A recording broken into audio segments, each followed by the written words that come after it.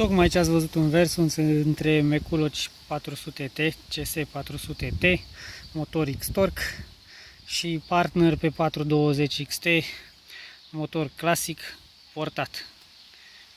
E diferență. N-aș da o pasta pe aia cu motor X-Torque. Mai ales că e și portată, e alt răspuns la accelerație, altă putere, alt cuplu, ați văzut și voi. Se vede clar diferența, deși motoarele sunt la un fel, la aceeași capacitate, asta portată merge mult mai bine. Am folosit același lanț, aceeași lamă, lanțul Pico Super. Cum v-am spus, nu, aia X-Torque slab motor.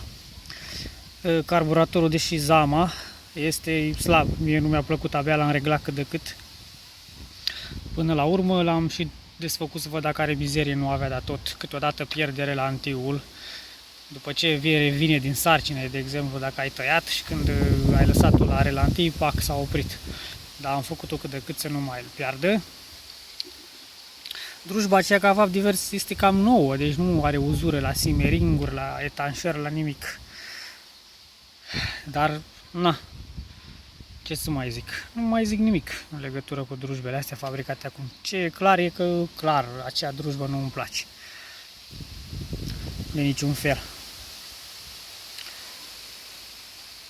Da.